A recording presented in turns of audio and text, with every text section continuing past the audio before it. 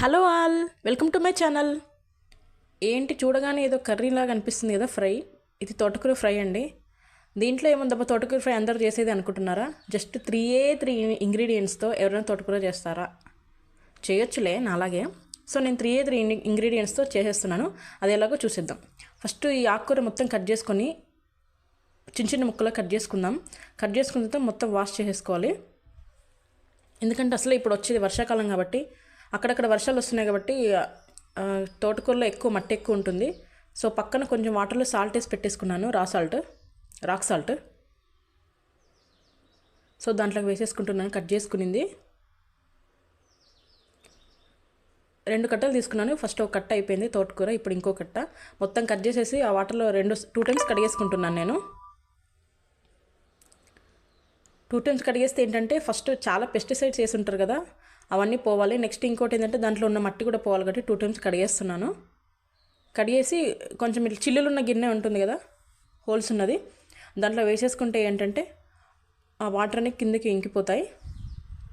చూడండి ఇక్కడ second time కడిగేస్తున్నాను.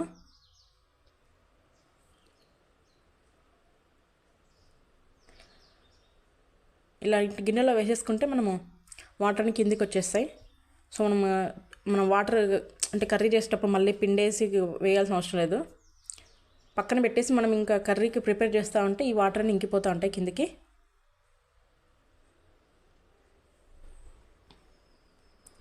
So ఈ తోటకూరలో చాలా విటమిన్స్ ఉన్నాయండి. అసలు A, C, D, E, K, B12, B6 ఇన్ని విటమిన్స్ ఉన్నాయి అసలు.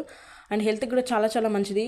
ఎవరైనా వెయిట్ లాస్ అవ్వాలనుకున్న వారికి కూడా చాలా బెస్ట్. అసలు ఫైబర్ ఎక్కువ ఉంటుంది, దానివల్ల ఆకలి ఎక్కువ వేస్తుంది. సో ఎవరైనా తినేయచ్చు, ఏజ్ అనే వాళ్ళు కూడా ఏం లేదు, అందరు తినేసేయచ్చు. సో ఇవే 3 ఇంగ్రీడియంట్స్ అండి. ఆనియన్స్, మిర్చి అండ్ వెల్లుల్లి కొంచెం దంచేసుకున్నాను నేను, అంటే ఫ్లేవర్ వస్తుంది కదా కర్రీకని. సో మనం రెసిపీ స్టార్ట్ చేసేద్దాం. ముందుగా ఒక బాండీ పెట్టుకొని ఆయిల్ వేసేసుకుందాం. కొంచెం ఆయిల్ వేడెక్కగానే ఆవాలు జీలకర్ర వేసేద్దాం.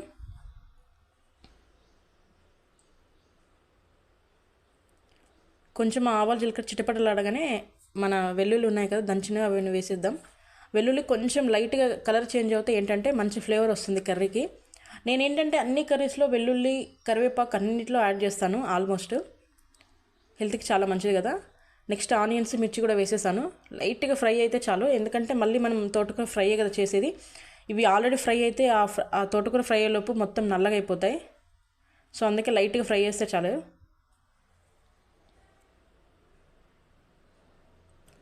అవి కొంచెం లైట్గా ఫ్రై అవ్వగానే మనం పక్కన పెట్టుకున్న తోటకూర ఉందిగా కడిగి పెట్టుకుంది, అందులో వేసేయడమే.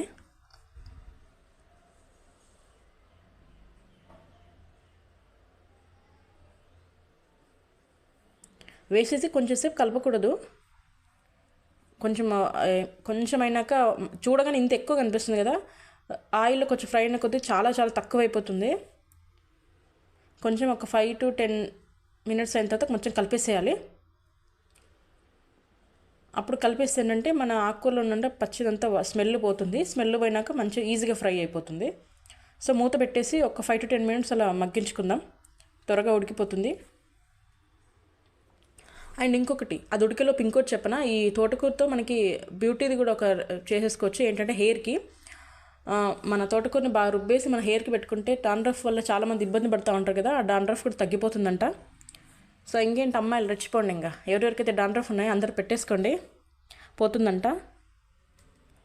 ఇంకోటి ఏంటంటే మనం ముందే సాల్ట్ వేయకూడదు, ఎందుకంటే ఫస్ట్ మనం కడిగినప్పుడు ఇంత కూర ఇంత ఆకు కనిపిస్తుంది, అది కర్రీ అయ్యి ఫ్రై అయ్యి ఇంత కనిపించేసరికి ఒక చిన్న గిన్నె బౌల్కి అవుతుంది అంతే. దాన్ని చూసి దానికి ఎంత సరిపోతుందో సాల్ట్ అప్పుడు వేయాలి, ముందే వేసేయద్దు, ఎక్కువైపోతుంది. సో ఇక్కడ నేను అదే చేస్తున్నాను. సాల్ట్ వేసేసి కొంచెం అట్లా కలిపేస్తే చాలు. సాల్ట్ వేయడం వల్ల కొంచెం అట్లా నీరు వస్తుంది కదా, నీళ్ళు అంతే. ఇంకా మన ఫ్రై అయిపోయింది. చాలా చాలా ఈజీ అండ్ హెల్దీ. మెయిన్ అయితే హెల్దీ, అసలు ఏ ఏజ్ వాళ్ళని తినేసేయచ్చు. పిల్లలకి ఏంటంటే ఆ వెల్లుల్లి మామూలుగా మన పిల్లలని తీసేస్తూ ఉంటారు, ఇదేంటి స్మెల్ వస్తుందని. దీంట్లో మెత్తగా రుబ్బేసే వరకు మనకు మొత్తం ఏమి ఉండదు, గంటెతో అంటే చాలు, గరిటెతో మొత్తం అయిపోతుంది. అంతే అండి, చాలా ఈజీగా వేడివేడి మన తోటకూర రెడీ అయిపోయింది. ఇంతే రెసిపీ, చాలా ఈజీ ఉంది కదా. మీకు నచ్చితే ట్రై చేసేయండి. అండ్ మీ దగ్గర మీరు ఎలా చేస్తారో నాకు కమెంట్ సెక్షన్లో కమెంట్ చేసేయండి. అండ్ మీరు నా ఛానల్ని ఫస్ట్ టైం చూస్తుంటే మాత్రం సబ్స్క్రైబ్ చేసుకోండి. అండ్ అలాగే అదే చేత్తో ఒక లైక్ ఇవ్వండి అబ్బా. Thank you for watching. ఇలాంటి వీడియోస్ కోసం నా ఛానల్ని సబ్స్క్రైబ్ చేసుకోండి. Thank you.